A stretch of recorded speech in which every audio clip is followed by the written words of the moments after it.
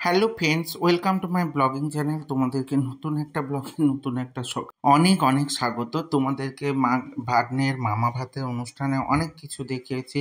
তো মামা ভাতের অনুষ্ঠানে দেখো, ভাগ্নেকে আমি আমার কোলে বসিয়ে নিয়েছি। ওর কিন্তু মামা ভাতের অনুষ্ঠানটা আমার যাওয়ার দেরি হওয়ার জন্য টাইম অনুযায়ী কিছুটা হয়ে গেছিলো। তো আমি আমার কোলে মানে বড় মামার কোলে বসে পড়েছে ও মামা ভাত খেতে। তো খেপি যেহেতু নিজের কোনো ভাই ছিল না, ও আমাকে দাদা হিসেবে প্রচুর পরিমাণে ভালোবাসে। তো ওকে খাইয়ে দিচ্ছিলাম। ওর মামি বলছিল একটু ভালো করে ধরো, ভালো করে একটু ফটো তুলি, ভালো করে একটু ভিডিও তুলি। আর আমার ভাগ্নে দেখো কত রাজা বাবুর মতো একদম আমার কোলে বসে আছে। সত্যি গো, বাচ্চাটা আমাকে কোনোদিন দেখেনি, অথচ আমাকে কত পরিমাণে ভালোবেসে যত্নের সঙ্গে বসে আছে। তো তারপরে আমার ভাগ্নের সঙ্গে আমরা একটু ভিডিও বানিয়ে নিয়েছিলাম বাইরে গিয়ে। দেখো, ও আমাদের সঙ্গে খেলা করছিল, ওকে দেখাচ্ছিলাম, ও তাই তাই করছিল আমার হাতের সঙ্গে। তো ভারী মিষ্টি লাগছিল, ও আমার সঙ্গে খেলতে লেগে গেছিল। সবটাই খুব দারুণ ছিল। তো ভিডিও টিডিও করে নেওয়ার পর দেখো, আমার মামু কিন্তু তার বাবা মার কোলে বসে পড়েছে।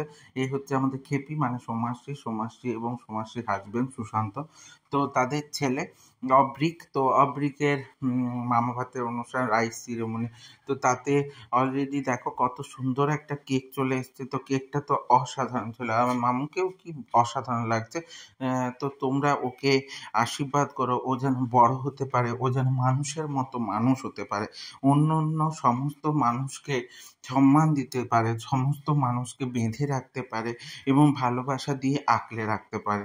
এটাই হচ্ছে সত্যিকারের মানুষ হয়ে থাকার বা মানুষ হয়ে ওঠার প্রকৃত নিদর্শন। ওর মা যেমন সবাইকে ভালোবেসে আঁকলে রেখেছে, ওর মা যেমন সবার সঙ্গে জুড়ে আছে, সেরকম যেন ও সবার সঙ্গে জুড়ে থাকতে পারে। তো এরকম একটা সুন্দর অনুষ্ঠানের সাক্ষী হয়ে থাকতে পেরে, একটা পার্ট হয়ে উঠতে পেরে আমার তো খুব ভালো লাগছিল।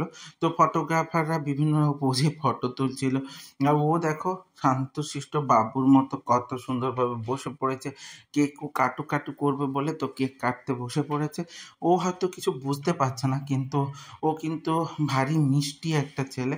কারণ ও কিন্তু কান্নাকাটি তেমনভাবে করেনি। ওকে ঘুম পাড়িয়ে দেওয়া হয়েছিল খাওয়ার পর, তো তাই জন্য ও উঠেই বেশ খোশ মেজাজেই ছিল। তারপর ফটোগ্রাফার দেখাচ্ছিল এরকম পোজে ধরো, ওরকম পোজে ধরো। এই ফটোগ্রাফার দাদাও কিন্তু আমাদের খুব পরিচিত একজন দাদা, এখানকারই। তো ওই দাদা বলছিল এরকম তোলো, এরকম তোলো, তার মামাকে বসাও, এরকম করে বলছিল। তো বেশ ভালো করে অনুষ্ঠানটা কাটছিল। তারপরে আমার মামা কিন্তু মানে আমার মামু কিন্তু কেক কেটে নেবে। তো কেক কাটাটা দেখো, ও খালি কেকের ওপরে যে ছোট্ট পুচকে বাচ্চাটা বসেছিল, ও তার দিকে দেখছিল, ওটাকে তুলে নেওয়ার একটা চেষ্টা করছিল। তো তার মধ্যেই ওর কেক কাটা হলো, ওর বাবা মা দুজনে মিলে কেকটা কেটে দিল ওর হাত ধরে। তো আগেকার দিনে এরকম অনুষ্ঠান ছিল না, কিন্তু এই অনুষ্ঠানগুলোর মধ্যে অনেক রকম আনন্দ লুকিয়ে থাকে। সত্যি খুব সুন্দরভাবে কাটলো দিনটা। এরপরে কিন্তু আমার মামুর কেক কাটা হয়ে যেতে মামুর মুখে একটু কেক দিয়ে দেওয়া হয়েছিল। ও চুপচুপ করে খাচ্ছিল, তবে ওকে বেশি কেক দেওয়া হয়নি, কারণ প্রচুর পরিমাণে ক্রিম থাকে। ওই ক্রিমটা বাচ্চাদের পক্ষে ভালো নয়, কারণ ও তো এতদিন বাইরের খাবার খায়নি। হঠাৎ করে বাইরের খাবার খেয়ে শরীর খারাপ হয়ে যেতে পারে, তার একটু মুখে ধরা হয়েছিল। তারপরে আমার মামু কিন্তু আমার কোলে চলে এসেছিল। আমি বললাম আর একটা ড্রেস চেঞ্জ করে দে, একই ড্রেসে সব ফটোগুলো উঠছে। তো তখন আবার ওর মা গিয়ে আবার একটা ড্রেস পরিয়ে দিল।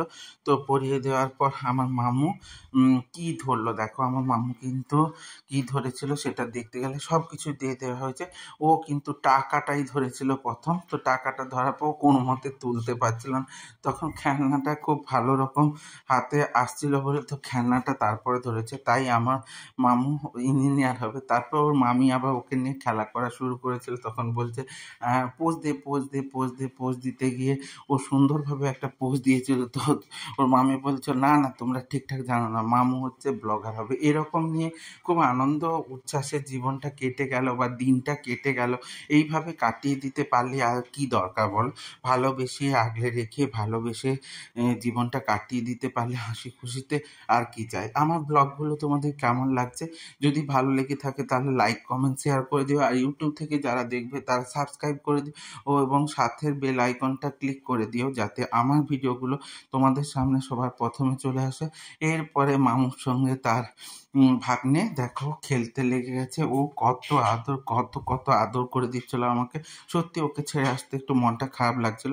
তো দেখা হচ্ছে নতুন ব্লগে নতুন সকালের সঙ্গে। ততক্ষণে ভালো থেকো, টাটা।